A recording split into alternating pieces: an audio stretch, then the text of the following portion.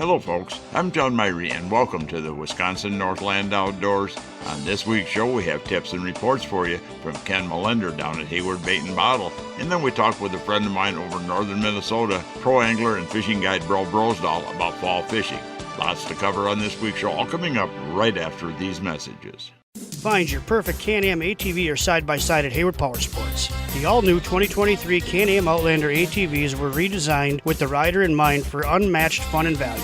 Hit the woods or trails with models starting at $5,999. Plus, for a limited time, take advantage of a $500 rebate or 2.99% financing on select models. Looking for a side-by-side? The Can-Am Defender is the perfect utility side-by-side that's extra tough on the work site, the ranch, or wherever you need to get the job done. Feel the adrenaline surge in the high-performance Can-Am Maverick, or get the best of work and play with the ultimate crossover, the Can-Am Commander.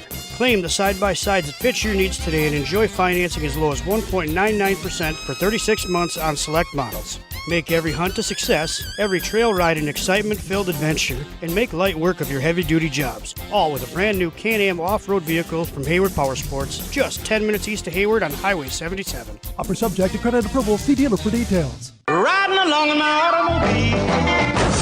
Bumping into things unexpectedly? Make your first choice for collision repair. Ernie's Auto Body, featuring the most advanced collision repair facility in northwest Wisconsin. With a state-of-the-art spray bake down draft paint booth for that better-than-new finish, laser technology for precision frame alignment, loaner cars available, computerized estimates, written guarantees, and documented unmatched customer service, the clear choice is Ernie's Auto Body, south of Hayward on Highway 63 and Nursery Road, where quality is no accident. Lynn's Custom Meats and Catering welcomes you to stop by for their great lunch menu. And while you're there, Lynn's also has a great selection of custom cut meats and sausages, as well as many varieties of snack sticks, jerky, fresh cheese curds, and much more. Lynn's is open Mondays through Fridays from 9 to 5:30 and 9 to 4 on Saturdays. Lynn's Custom Meats and Catering in Hayward. We're recording this week's show down at Hayward Bait and Bottle. I got Ken in here again. And Ken, we just had that big Muskies Inc. tournament this last weekend, and actually pretty good.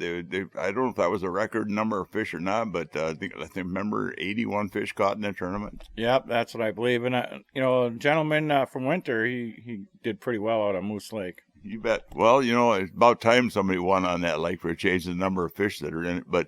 Anyway, the muskies were biting pretty good, and there was it wasn't all on suckers. In tournament, of course, there's no suckers, but overall, I'm hearing that they're hitting both suckers. What I'm seeing out there too, they're hitting suckers and they're still hitting baits, even topwater baits. Especially on the darker waters when the muskies are up shallower, they seem to be snapping on anything. It just depends upon the muskie's attitude. You bet. We had pretty good luck with topwaters is what we were throwing. Most of our action was on topwaters. How about walleyes? Are you hearing much anything there? Some of the clear waters of walleyes are still in, that 20 to 28 feet. So they're schooling up. I was on Live Scope the other day on a lake, and there's probably 80, 90 fish in that school, but they weren't biting very well that day. But that was in the middle of the day. So this cold snap, they should start moving a little bit shallower. Well, yes, cold snap is right. The water temperature really dropped. I mean, it was only a few days, but we're recording this, on Monday here. But a few days ago, the water temperature was, 64, 65 degrees, and then now last night I was reading 57 degrees out there on one lake. Yeah, well, in the last week we were above average, and now this week going forward we're below average temps. So it's going to kick us back into normal water temperatures this time of year after, this week. And we get into that mid to upper 50-degree range, and we get some wind. Some of the lakes that stratify are going to start turning over. Yep, and usually you can kind of get to the access and you can smell it, and you go, oh, maybe it's time to go to a different lake for a couple of days. That, and if you're forced to fish out of a lake and it is in turnover and the lake gets dingy, it's got, you can see floating weeds and stuff, and that water temperature is 55 to 57 degrees, somewhere's in there. Go shallow, because I've seen where a lot of these fish get up in the greenest weeds they can find, and it seems like maybe that's where the best oxygen is. Yeah, especially on the windy days. I always follow the wind in the fall and be surprised that spinnerbaits catch a lot of fish that time of year. You bet. And we were talking about the walleyes. I mean, have you heard anything about the trolling? Is anybody trolling for them, or has it been mostly a jig with a big sucker minnow bite? Most of the schools are relatively tight to the greenest weeds when they do make contact. So a lot of guys are just spot locking and throwing bobbers at them. You bet. And how about panfish? I know the panfish action has actually been pretty good too. Last time I was on the lake, a lot of the panfish were suspended in a water column, within 5-6 feet down. Yeah. And I've been fishing a couple of lakes. There's a lot of fish on the cribs right now. There's some lakes they're not on the cribs. They're in the basin.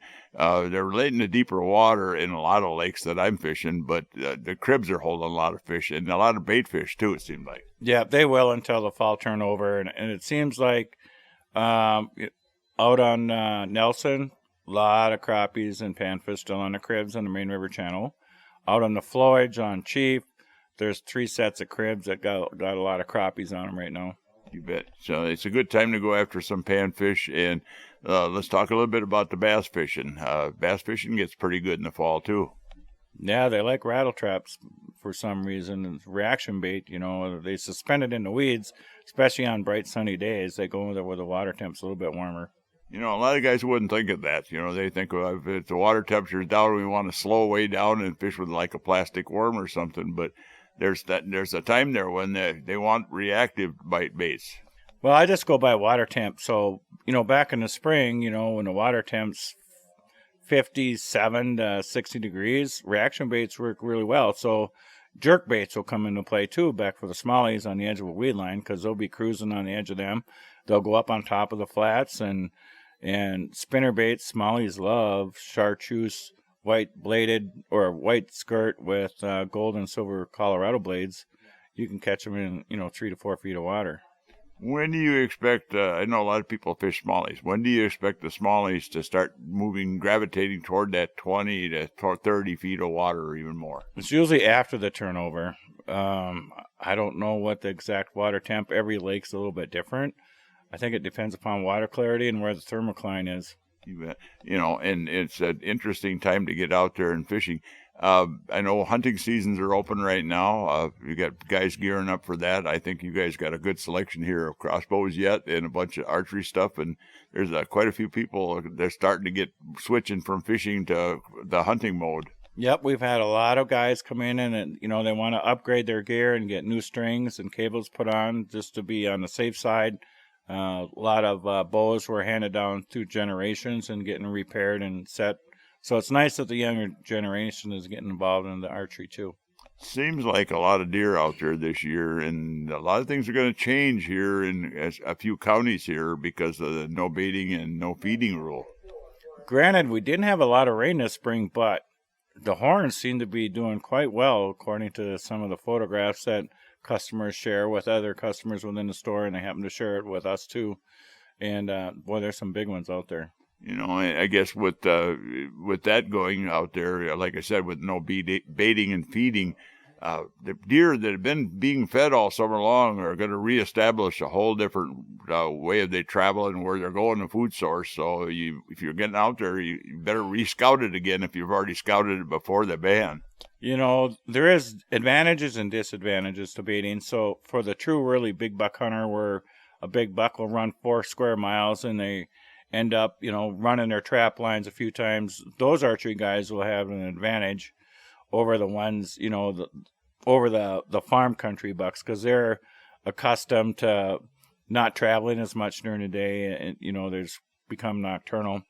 There'll be a few days. There's like a 6-day window towards the end of October where almost all the bucks are on their feet, especially when they're trying to establish territory and protecting their breeder scrapes. You bet. And that's always a good time. Anyway, you guys are really well equipped here for the fall hunting season and the fishing season. You guys want to get out for late season muskies or walleyes, you got lots of bait and tackle here in the store. Yeah, for those anglers that don't have the electronics, the Lindy rigs and trolling crankbaits can still work, cover a lot of water, and find the areas of the lake that have the most bait, watching your electronics, and you might as well be fishing as you're checking out the lake, because this is the time of year fish move, migrate, move, are constantly changing.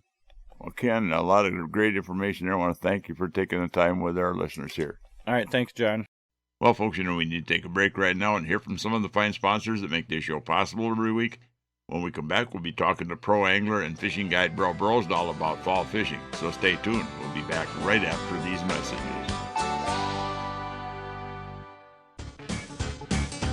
Hunters and anglers, Hayward Bait and Bottle is your one-stop sport and bottle shop in the Hayward area. Stop in and check out the huge selection of fall muskie, bass, walleye, and panfish tackle. They also have a great selection of ammunition, scents, hunting supplies, and much more. Gear up for the fall at Hayward Bait and Bottle. And while you're there, check out the bottle shop for a full selection of beer, wine, and liquor, too. Hayward Bait and Bottle is your one-stop sport and bottle shop in the Hayward area. The Hayward Lakes Visitors and Convention Bureau in Sawyer County, Wisconsin welcomes you to our Northwoods hometown. No matter the season, no matter the activity, you'll always be surrounded by our great outdoors.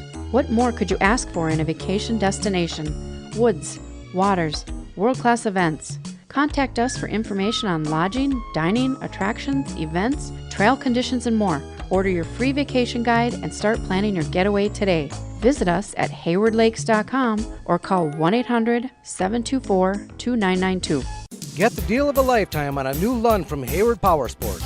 Truth is, our 2023s arrived late and we missed out on early season sales. So we have a huge inventory of them, but desperately need to make room for the 2024s. It's the perfect storm for incredible deals. From the entry-level Lund Adventure to the awesome Lund Impact XS and everything in between. They're all rigged with Mercury outboards and offered at blowout prices. Get your new Lund at Hayward Power Sports, just 10 minutes east of Hayward on Highway 77. Welcome back to another segment of this week's Wisconsin Northland Outdoors, and this part of the show is brought to you by the Hayward Lakes Visitor and Convention Bureau. For more information on lodging and vacationing here in the Hayward Lakes area, check out their website at haywardlakes.com. Well, folks, one of the people I get on here from time to time is a friend of mine over in northern Minnesota, pro angler and fishing guide BRO Brosdahl. Had a chance to talk to Bro the other day on the phone about fall fishing and a lot more. Bro, good to have you on the show here again, talking a little bit about late fall fishing. Hey, thanks for having me, John. As we get into the late part of the fall, a lot of guys put their boats away, but, that could be some of the best fishing of the year, actually, isn't it? Oh, absolutely. Falls are not predictable. Sometimes fall comes early, and in northern Minnesota, we'll have fall starting up in the middle of September. And the last couple of years, fall started in October. And, with the cooling water temperatures and all that stuff. And the thing happens is as it's cooling in October, you could get winter quick up here. And so we hope we get it earlier, but it hasn't happened the last couple of years. It's been October. And we always get the fall turnover thing. And this year, by me up here, the water temperatures are still warm. Yeah, that's pretty much what we had. I've been out through the whole thing, but this really windy and rainy stuff has dropped it, and we're going to see temperatures plummet into the 50s here, and we're going to see a really good late bite as long as we don't drop. We've had snowstorms at the end of October, full-blown winter, and it never comes back. So I'm hoping it doesn't do that, because I've seen it go from one extreme to another.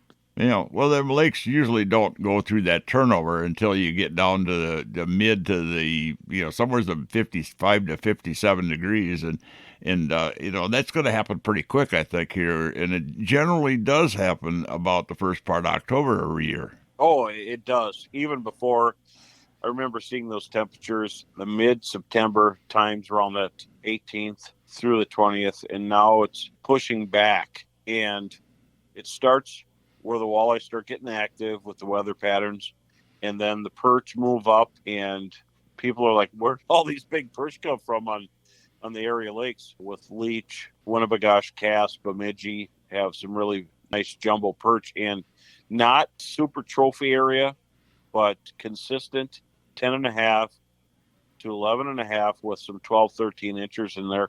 In the last, close recent years, seeing a few that touch 14 and over, and I've heard of a 16. And that's not normal for this, but we have rusty crayfish, and they're really feeding them up. Between rusties and zebra mussels, there's some kind of thing that's making them grow super fast. And so we always had jumbo perch in a lot of lakes in Minnesota don't have them, but in this area, there's jumbo perch in almost every lake, but even the lakes that don't have rusties. And they moved up, and they're on the feed bag big time. So I'd be guiding for walleyes, and it's hard to get away from them. Well, you know, when you're talking about jumbo perch and big perch, I mean, we've got some lakes around here in northern Wisconsin that have big perch in them too. But you'll have a lot of smaller perch too. And how do you go about trying to figure out where the bigger ones are when you're looking for the jumbo or larger size perch? Well, I'll use side imaging, and the larger perch are not far off of a school of walleyes. They're fatter, and you can really see them. They really show up really well on Humminbird side imaging, and I use that a lot. I know everybody's using forward viewing, but side imaging is still a key player because I have 360 up front, which is nice so I don't run into stuff, because when I'm on lakes with big rocks and stuff, you can see them coming up with that 360 and avoid them.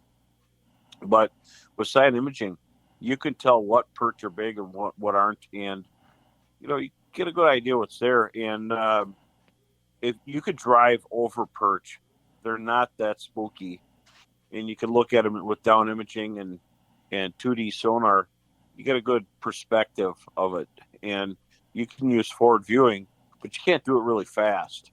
So I'm really liking, some of that technology that was the precursor to forward. And then once you're on them, you could use forward to cast to them, see where they're sitting now. But I like to use bigger minnows and plastics if I can. I've been using Northland eye candy. And you got to be careful with scents because it absorbs scent.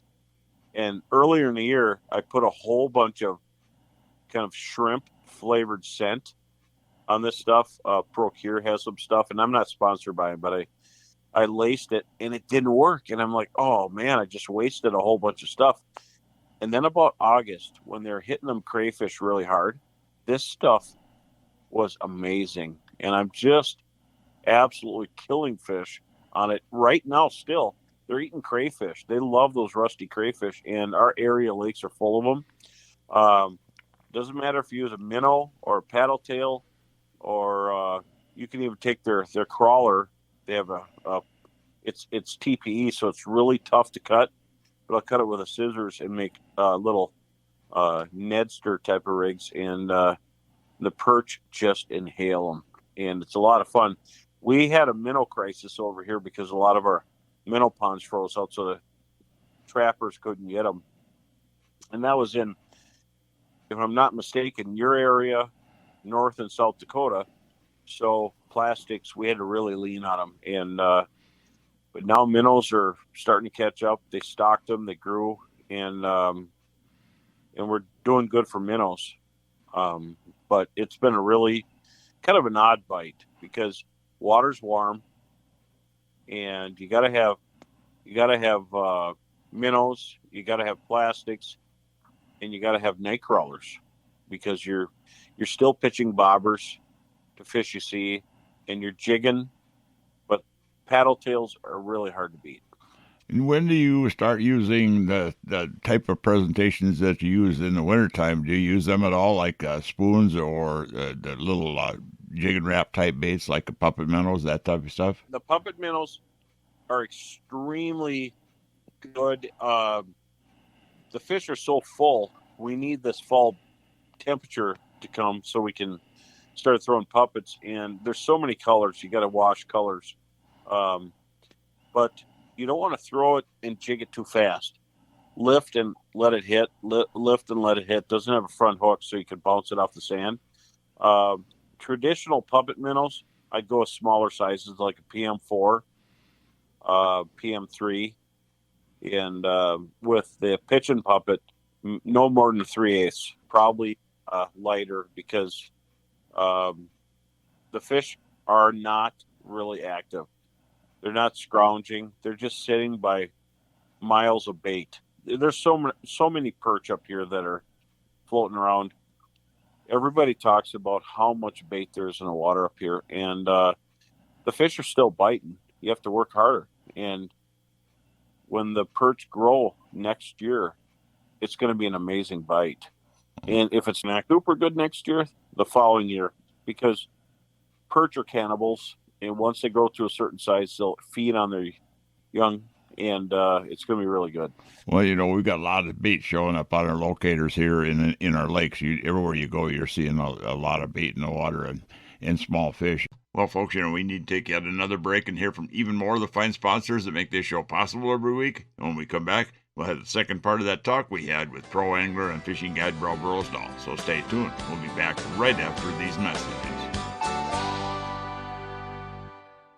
Hey folks, come on over to Hayward Ace Hardware and check out the area's largest selection of firearms, ammo, and accessories. We carry top brands like Browning and Sig Sauer, and we have a great selection of the newest and hard-to-find models. We've got a large selection of ammo with more coming in daily. If you need a scope, we carry great brands like Leupold, Hawk, and EOTech, and we'll even mount it and bore-sight it for you too. We even sell suppressors and silencers. And don't forget to check out our Guns of the Week. Huge discounts on a variety of pistols, rifles, and shotguns that change every week. So stop on in to Hayward Ace Hardware, your firearms superstore. Hayward Ace Hardware, Highway 63 North in Hayward, or give us a call at 715-634-8700. Hey folks, the Log Cabin Store in Northwoods Beach on Highway K between the Big Lakes has groceries, ice, beer, liquor, and pop, and now has all new tackle and bait supplies. All current antiques and household items are now on sale, and all must go to make room for the sport shop. That's at the Log Cabin Store in Northwoods Beach between the Big Lakes. Hayward Animal Hospital is a full-service medical and surgical hospital featuring on-site laboratory, digital and dental x-ray, in-house pharmacy, and online store. Dr. Ostrander has 40 years of experience dealing with illnesses, injuries, surgery, and dentistry. Hayward Animal Hospital offers urgent care appointments and emergency surgery daily. Please call early in the day for these appointments. They open at 8 a.m. Hayward Animal Hospital is located 1 mile east of Hayward on Highway B. Call 715-634-8971. If you'd like to have your time fishing be more enjoyable and productive, hiring a fishing guide can be a good investment. Whether it's learning more about fish patterns throughout the year, learning how to use your depth finder to find the best spots and fish, learn how to use that GPS to get the most out of it, or learn better boat control. A day on the water with a guide can really help you to be a better angler, as well as make a day on the lake very enjoyable. To book a guide trip this year or get more information, you can find us on the internet at www.wiscnorthlandoutdoors.com, and then just click on Area Guides. Welcome back to the last segment of this week's Wisconsin Northland Outdoors. And folks, we're going to jump right back into the second part of that talk we had with BRO Brosdahl. When you're trying to find them bigger perch, so you think there's a certain type of bottom structure that seems to be better for the larger size perch other than just finding the general run-of-the-mill perch out there? Oh, absolutely. If you're just fishing sand, you're not going to do as good.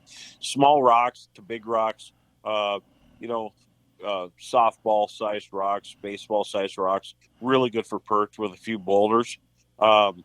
If the rocks are too big and it's a boulder pile, there's going to be, things with teeth out there, and they're going to scare the perch.